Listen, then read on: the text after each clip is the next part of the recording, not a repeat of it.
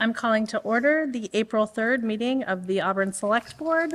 This open meeting of the Town of Auburn Select Board is being conducted both in person and remotely, consistent with Chapter 107 of This the Act of conference will now be 2022, recorded. which suspends the requirement of the open meeting law to have all meetings in a publicly accessible physical location. Further, all members of public bodies are allowed to participate remotely as long as reasonable public access is afforded so the public can follow along with the deliberations of the meeting. For the public to join the meeting remotely by telephone, dial 408-650-3123 and with access code 235-235-861. Or the public can join via computer at global.gotomeeting.com/join/235-235-861. All supporting materials that have been provided to members of this body are available on the town's website. The public is encouraged to follow along using the posted agenda. Please note that this meeting is being recorded by Auburn Cable Television. Is there anyone in the audience also recording? Seeing none, could you please rise if you're able for the Pledge of Allegiance? To the flag of the United States of America and to the republic for which it stands, one nation, under God, indivisible, with liberty and justice for all. We do have someone signed up for public comment, Mr. Richards. If you would like to come up and... Oh, yeah, no problem.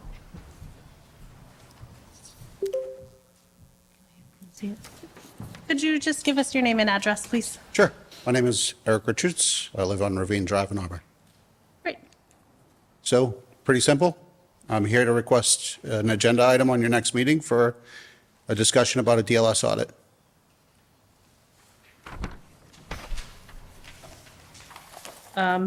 Sure.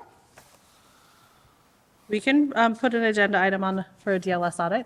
Awesome. Okay. Thank you. Great. Thank you so much.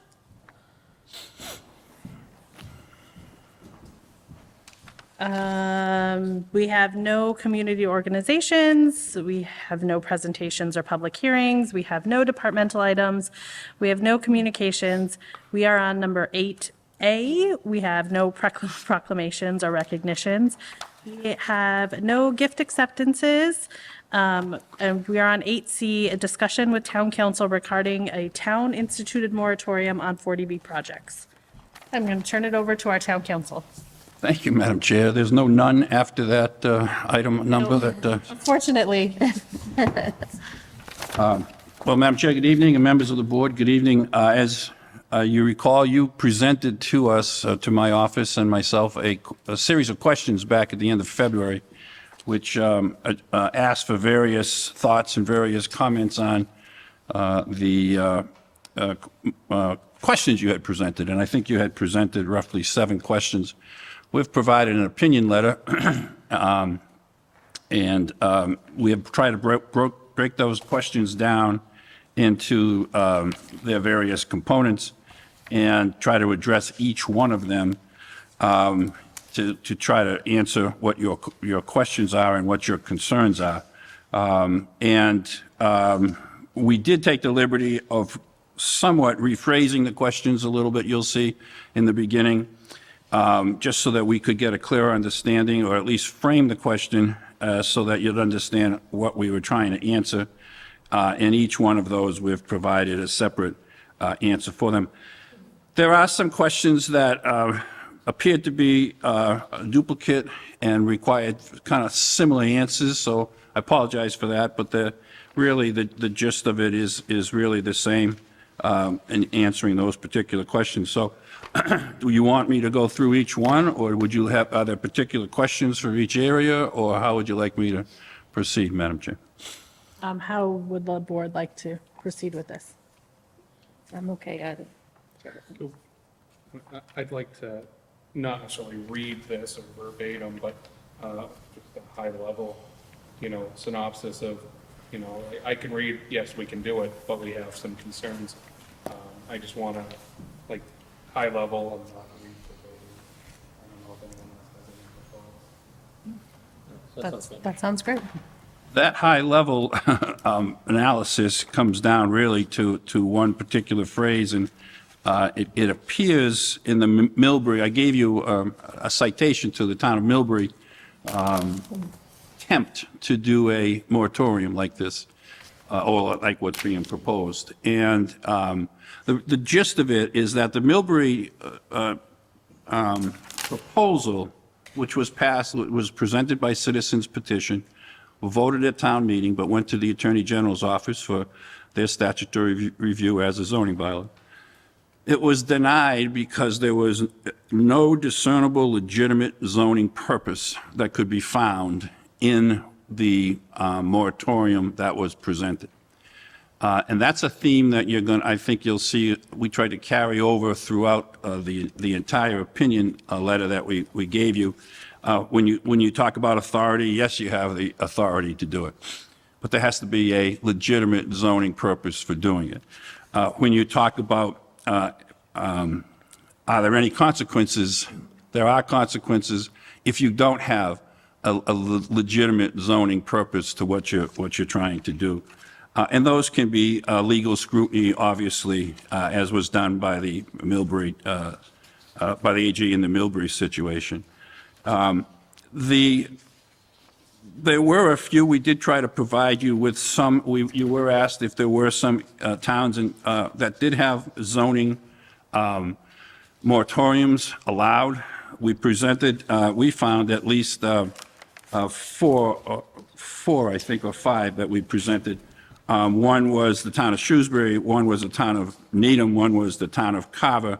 All of those were a little bit more residential, but there was a bigger one back with the town of Amherst that we presented that I think really is the roadmap for how we want to proceed, or how you would want to proceed if you were going to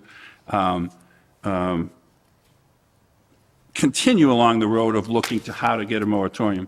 And that would be, you need to have that background information. You need to have that pre-study information. The AG's office has come out with opinions that said you don't necessarily need to have a full-blown study prior to it, but you have to have a problem. You have to identify what the issue is. You have to identify whether it's a growth issue, a infrastructure issue, if there is some basis for why you want to put a pause to everything in order to proceed with. And with that, that's where the AG's office comes down and continually says, if you do not have a discernible, legitimate zoning purpose, then you're not going to satisfy the Attorney General's scrutiny. The only comment I'd make is, with terms of some of the legal cases that we presented, this is on page 7. There's a case in there that's called Zuckerman versus Hadley. And this is a case you're going to see referenced almost in any opinion letter from the Attorney General's office about moratoriums. And I just want to highlight what this case says. This case articulated clear limits on the municipal power to adopt a moratorium. And this is quoting now from the court. Except when used to give communities breathing room for periods reasonably necessary for the purposes of growth planning generally or resource problem solving specifically, as determined by the specific circumstances of each case. Such, in this case a moratorium, zoning ordinance do not serve a permissible public purpose and therefore are unconstitutional. That's the framework upon which any moratorium has to work within in order for it to succeed.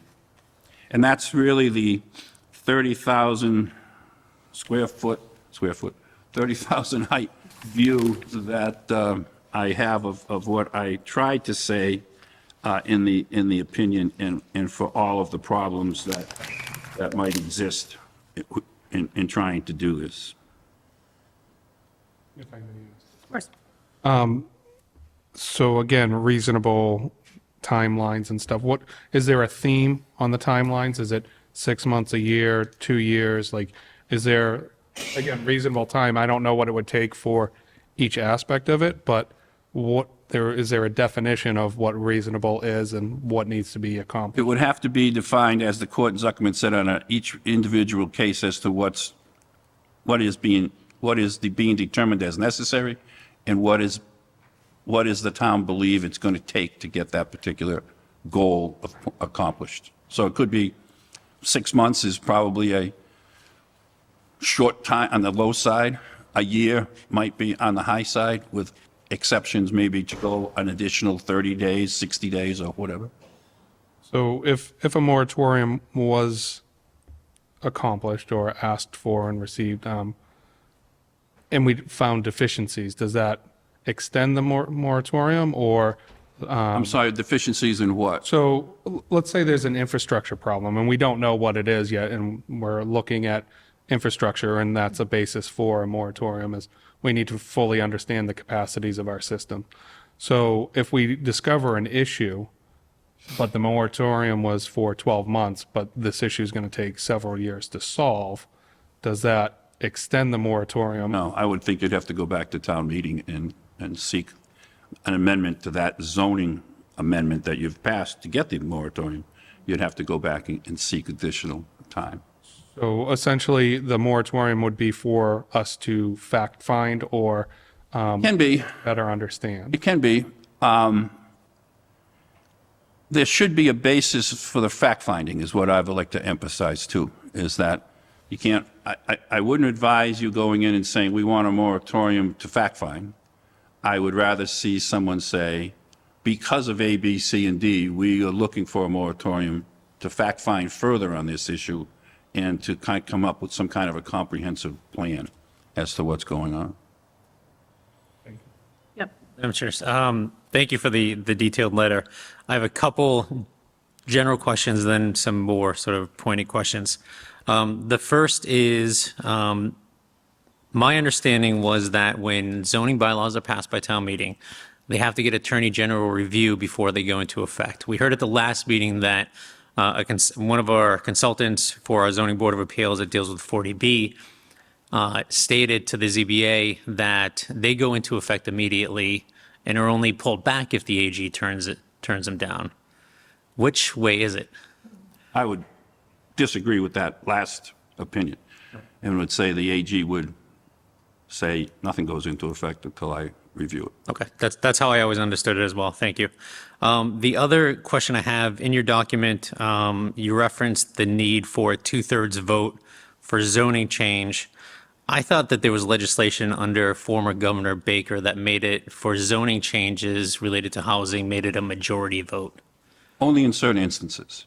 Those are defined by, by statute, and Mr. Menard sent me an opinion on that, and you have some of those items on the warrant, which are going to be zoning changes that will be able to be passed by simple majority, and there are some that require a 2/3. But it's all set by statute in the language of the statute that amended 40B5 to do that, yes.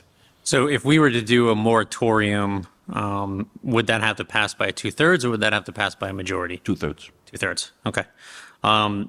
So now for my more sort of pointed questions in terms of where I personally think this should go or may have the most success going, is that based on your letter, based on some of my own research, it seems that, and I've said this numerous times, people are probably sick of hearing it.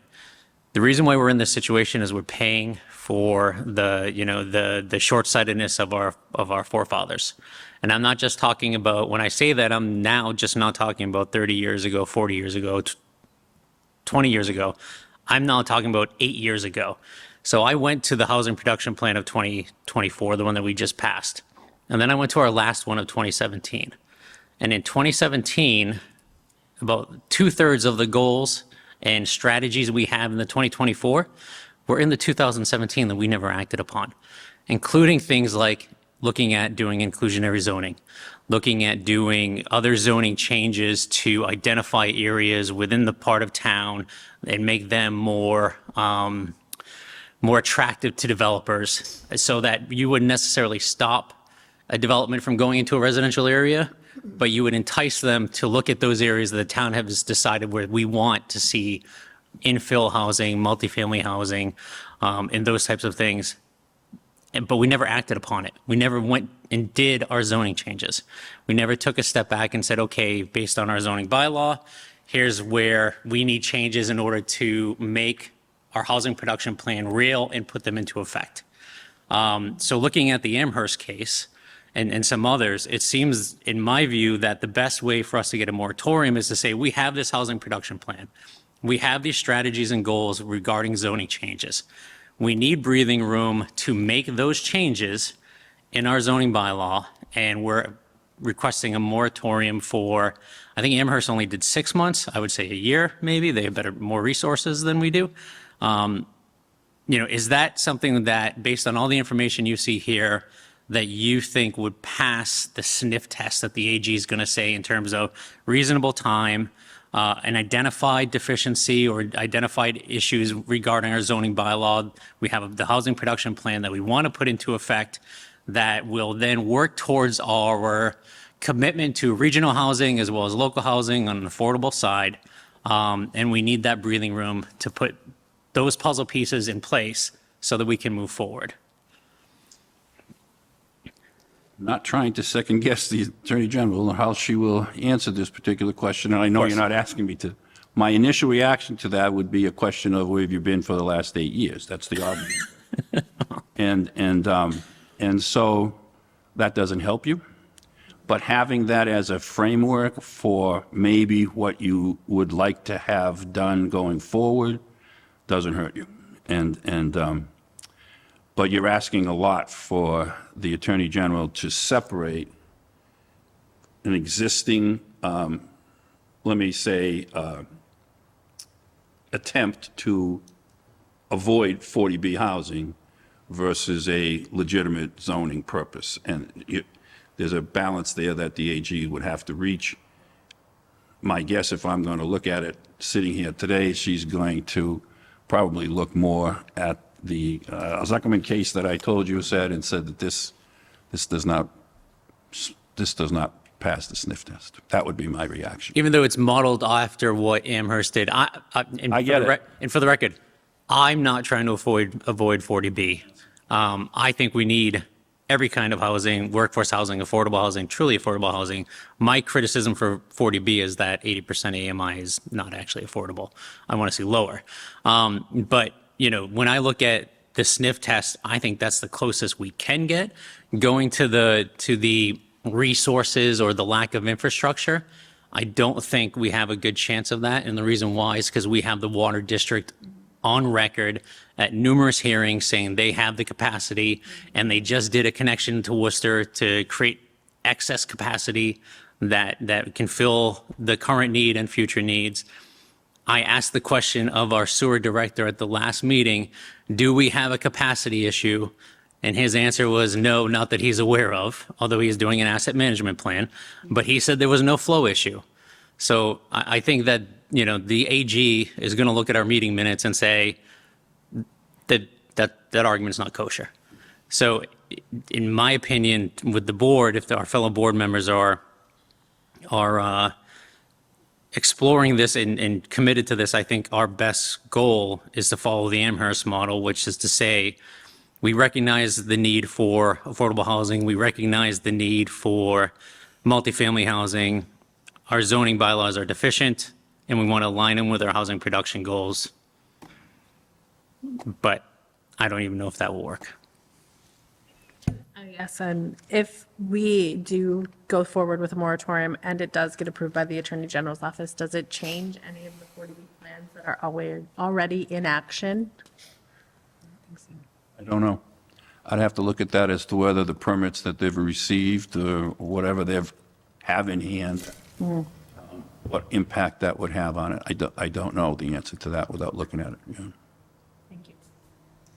And a question, so we're talking about a moratorium if it works on just multifamily housing, correct? Are we talking about housing, single-family homes also? My understanding is we were just looking at multifamily, not single family. I just want that out there, thank you.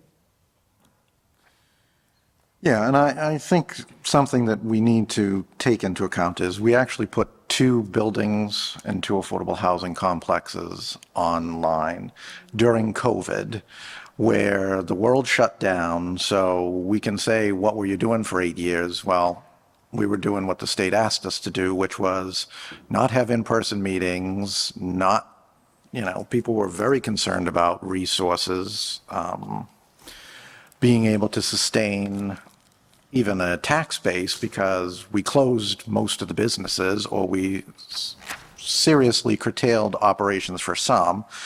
So I think I do certainly agree with Mr. Crane that we should go from the perspective that we have done the work, we just have not had, and our planning documents bear that out. So we've got a warrant article for a regional housing coordinator. The position has been unfilled due to a vacancy for some time.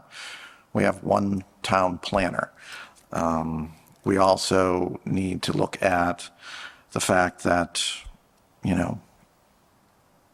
this takes a lot of resources, which actually council mentions copiously in his email or his letter that, these things can cost upwards of hundreds of thousands of dollars. So there's that. We've been constrained for some time with finances. We've dealt with a pandemic, and yet we still brought online well over 100 units during a very trying time. So I think we need to also highlight those things so that we are not just standing still, nor have we been standing still. We had that plan despite not having a large staff. We updated the plan from 2017. Yes, many of the, strategies have remained the same, but we also have to take into account the pandemic and how that affected all operations. So that would be I would agree with Ms. Crane, we should be looking to try and get at least a year and find a way to evaluate these. Hopefully we can have that regional housing coordinator online sometime in the very near future so that we can get some additional staff, and then we can also look for other grant items which actually are also identified in some of our planning documents. So perhaps we can get some additional help there. But that would be, our best approach. We need more people. I think a year is going to be hard. And we might have to have more than one special town meeting to get it done, so. Madam Chair, can I ask another question? I'm not sure if I don't recall reviewing it here. There is a warrant article for a moratorium regarding two clauses in the Massachusetts Constitution. I think it's Article 6 and Article 7.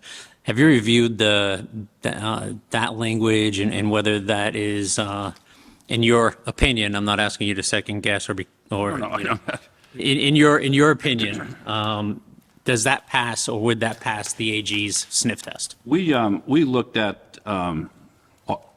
looked for any case that would have any kind of a relationship between Article 6 and Article 7 of the Constitution with a 40B development issue, and there is none. And when you look at the 40, when you look at Article 6, I mean, it really zeroes in on issues of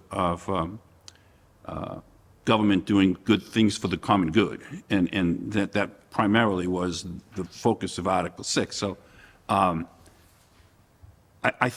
don't think that would be a challenge to a moratorium issue successfully. I don't see it. And I think if there was any validity to it, it may have already been litigated, of course, and it would have been challenged at least by moratoriums drafted, presented to the Attorney General.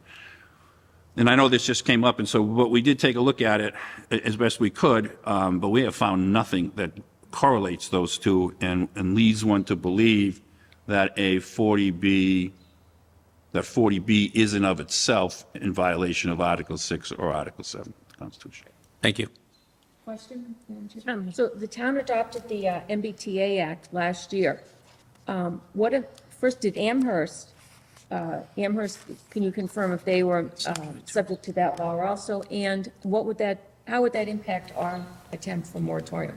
Amherst would not have been because it was the MBTA Act came after their moratorium thing. I do talk about the moratorium, and I point out that, I think you put yourself into a situation where, that is an act that has an intent to encourage housing development, A moratorium obviously would be against that particular thing. So you might have a conflict there. And how that would react, I don't know. But that's a potential that I think we identified as being of concern to me, and I think of concern to the town, that's a very realistic possibility. I would just point out one thing on the moratorium language, just so everybody's clear. Article 26 of the present warrant says to see if the town meeting will vote to enact a moratorium. So it doesn't limit it to, and I think the gist of it was, from my looking at previous records and so forth, was that it would be multi-housing, but that it's not necessarily what's stated right now in Article 6, so that would have to be. I believe that language was a placeholder pending this conversation. I agree. Yeah. Through the chair. So, Mr. Carpenter mentioned that COVID had an impact. We have 40B housing development going on. It's been going on for 5+ years.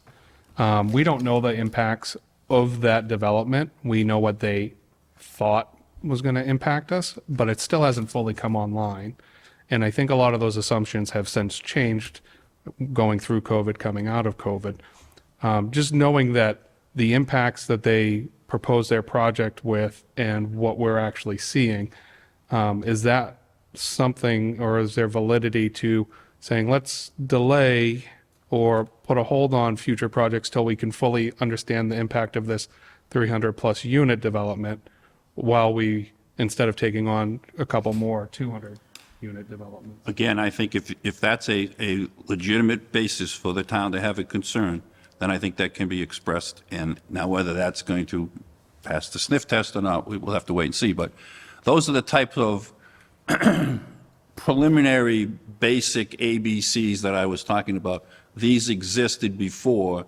That's why we want to look at this now, and that's why we're looking for the moratorium. So if there's a history of this concern and that those issues rising up, then I think that they have to be identified and presented.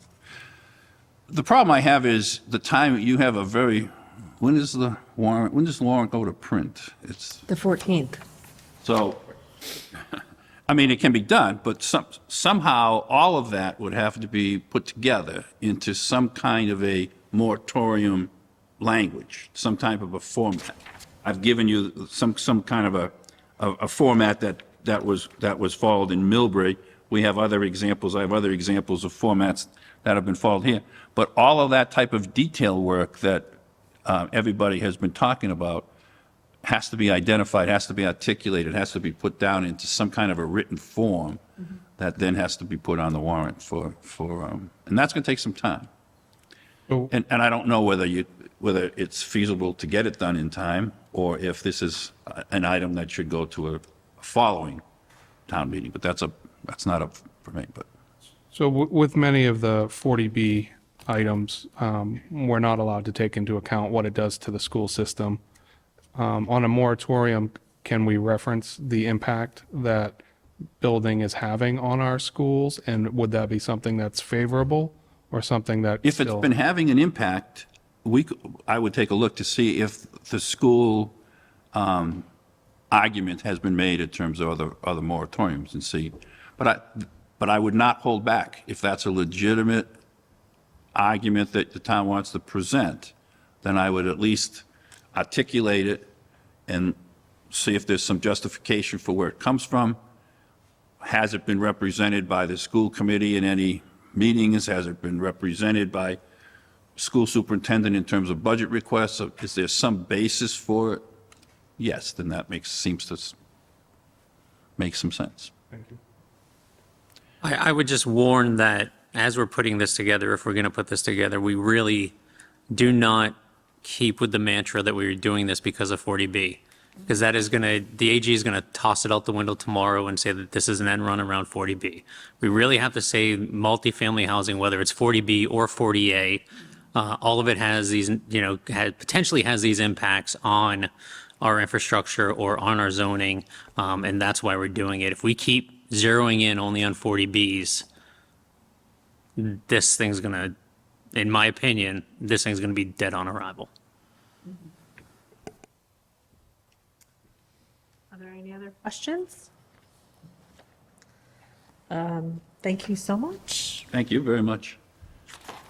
I haven't written a 15-page opinion in a long time, so Well, thank you. I apologize for the length. I will tell you, I know, it was interesting. as of last Friday, it was 22 pages, so you did good. Thank you very much. Thank you. Thank you. So we are moving along to 8D, a possible vote on town meeting warrant item, Article 26 regarding moratoriums.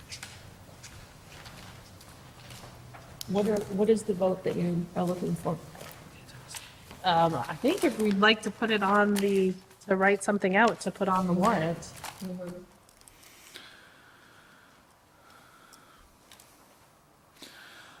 I would say that we should attempt, and again, I think we have the basis in the planning documents. And again, I agree with Mr. Crane that we've done the work. There have been delays, but they're not 100% of our making.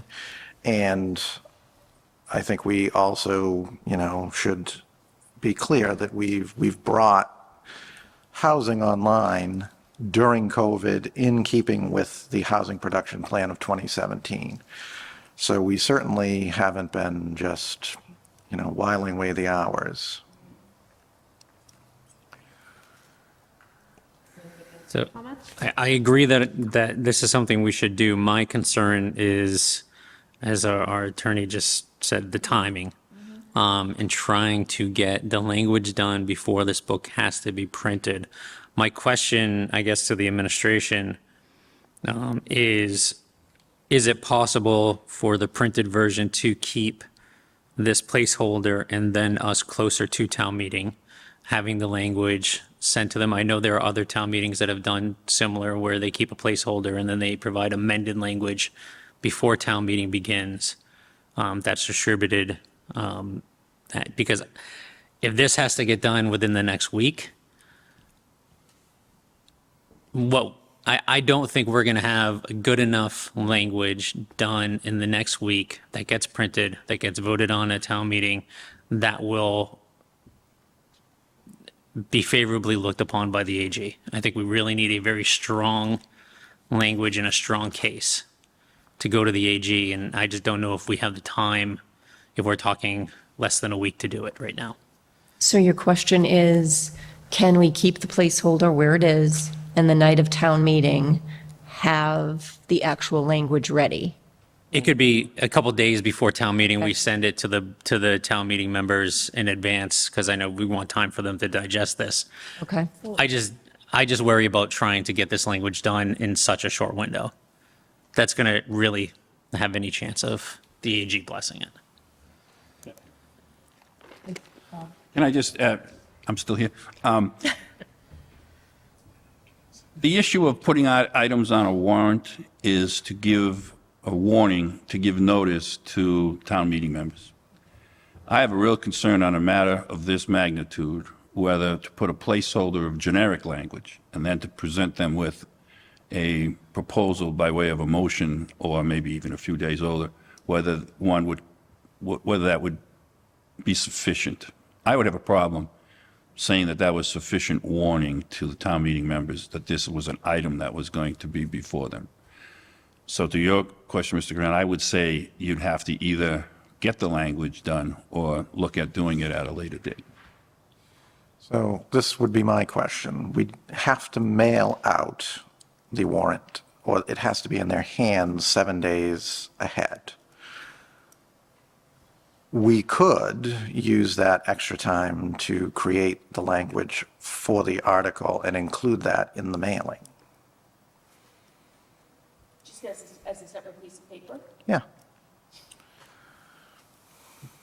And still fulfill our requirements of notification and obviously give town meeting members an opportunity to.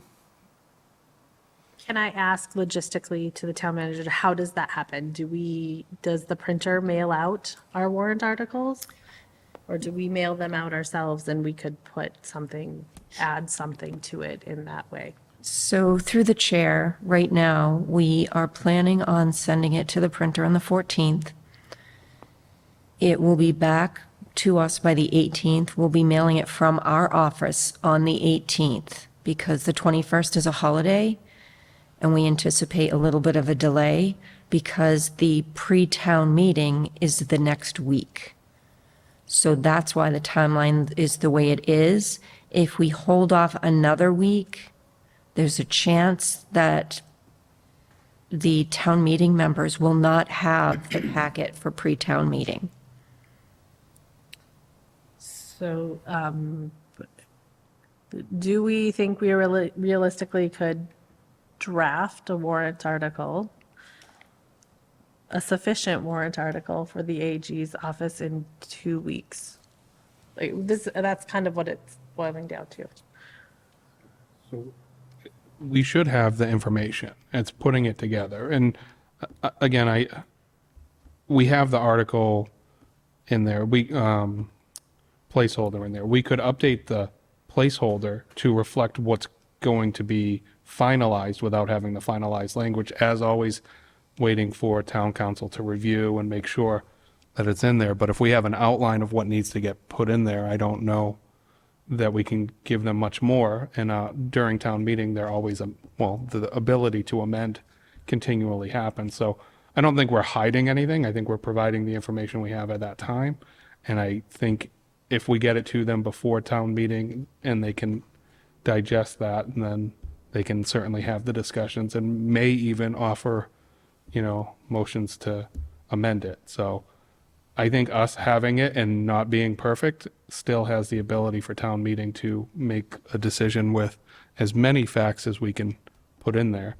But we already know many of the concerns. Town planner has been dealing with a lot of these things. It's really just putting them into the warrant and a nice item to vote on, and then eventually we'll see where it lies. Can I ask, since you are still here, what are the consequences of somebody complaining that we did not provide them enough information in time? I'm always looking to minimize the arguments that someone can bring against the town. So to the extent you can minimize that by having it already in the warrant, ready to go, it minimizes that argument. It can be amended on town meeting floor, there's no question about that. But you're giving notice and a warning to town meeting members that this is the issue that's going to be discussed, and this is how we're going to present it. To the extent we can do that, I would encourage. So the other issue is, if we don't get it, we can go on town meeting floor and we can ask town meeting to postpone it indefinitely. So we don't lose anything by keeping the placeholder. We gain 4 days to print 2 pieces of paper in the office. We're already stuffing the envelopes by the sounds of it. And we've certainly in the past had warrants that have had amendments or additional information with it. So as long as on the 18th, when we're stuffing the envelopes, we have the article, it's out the door on the 18th, it's going to them. So either it gets to them in 7 days on the 18th or it doesn't, Okay, so just to clarify, so to send the warrant to print at the 14th without the detailed language, and on the 18th adding it to the top, I think that is a good plan, because And we can then even it put will in be, there- yeah, See addendum. Yes. And again, if for whatever reason it doesn't happen, we stand up on town meeting floor and we ask the town meeting members to postpone it indefinitely, or we ask them to carry it over to the special town meeting in the fall, which I don't think is too strong of a hill to climb. So, I think we need to do this. We're at a critical point with so much happening. People will look at the amounts of money that we're talking about potentially for consultants. Okay, well, the cost of inaction is costing us far more than what we're talking about. And I know we are not, sitting on a pot of money, but I think it's worth trying to do this. Madam Chair, can I ask, just to complicate matters further for you? When is the next Board of Selectmen's meeting after tonight? the 14th, 14th? And the 14th is the day it has to go to the printer? yes. Because if you're going to have language in here that's placeholder language, I would imagine it's going to be more than what's our placeholder. Correct. Wouldn't, that should be all voted on by the board, since the board is the petitioner of the. That is correct. So is there a way that the board could vote it that night and it still go to the printer on the 14th? or- We are working on that now. I do have office staff who's willing to go after our meeting on the 14th, fill out the proper information, and get it to the printer, if I'm correct, right, Danielle? Then that's what I would recommend, then you make sure that we can help you work on amending this. Correct. You'll have to work on the substantive issues involved, which we will obviously help you as you go along. But then when you come back on the 14th, you would vote what that language is. And then that would be then included and presented to the printer. So that would seem to work out in your timeframe. Is that Yes, fair? it does. And if we need to have a special meeting, we've already had 2 meetings this week, council. So we can certainly do it again. We don't Sorry, I mind. couldn't make one. That wasn't directed at you. Actually, it wasn't directed at anybody. It was just a comment that we have the time, if we need to meet for a quick vote. I mean, we could literally meet before we all go to work in the morning, well, depending on where people are working, and have a meeting. So just to get the language out the door. Chair, we have 2 articles that are calling for a moratorium. Yes, one is our article, and the Right. second one is a citizen's petition. So they're both going to stay in?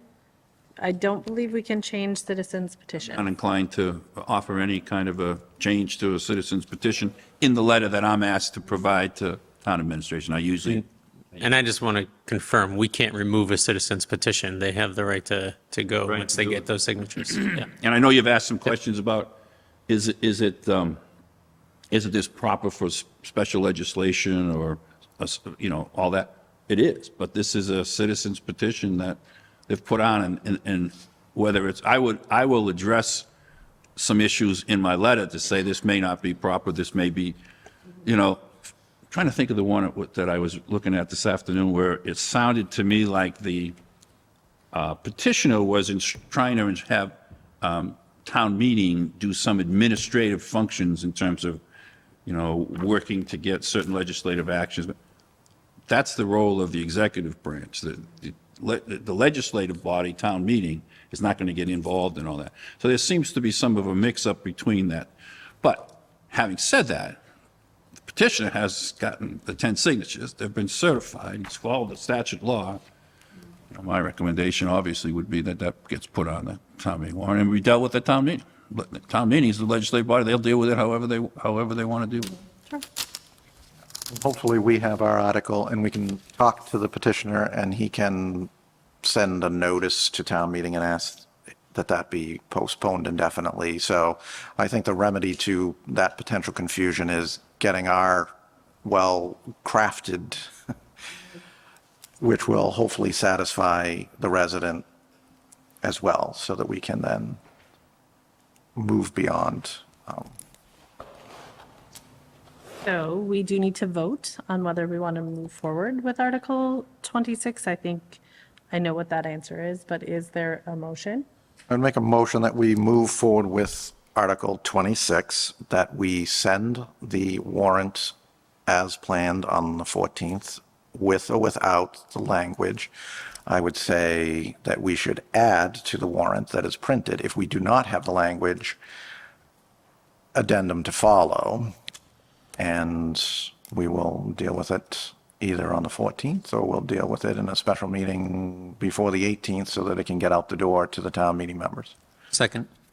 All those certainly. If I may just ask, I just want to make sure that we include that it's multifamily. I know currently in here it's a placeholder. Just want to make sure any language. I think that's what on the 14th, we'll provide at least a modification to that language that Danielle has willingly, after our meeting. I promise it won't be at 10 PM. I won't ask that many questions. So put things on the agenda that you don't want me asking questions about, and then that's the way to push it through. And then that will go to the printer. Okay. Just wanted that. Okay. I can amend my motion to include that language, just that it's specifically aimed at multifamily, just so that it's clear in the minutes, if that is something Mr. Chambers would like. So I will make that amendment to my original motion just to add that the purpose of the article is to have a moratorium on multifamily housing. I continue my second. All those in favor? Aye. Opposed? The chair is a yes as well. We do need to vote to send the warrant as it is right now to town council for review. So moved. Seconded. All those in favor? Aye. Opposed? The chair is a yes as well. We are on number 9. There are no town manager items. We have no table items. We have no member items. Is there anyone signed up for the second public comment? Okay, there are no minutes at this time. We just need a motion to adjourn. So moved. Seconded. All those in favor? Aye. Opposed? The chair is a yes as well. We are adjourned.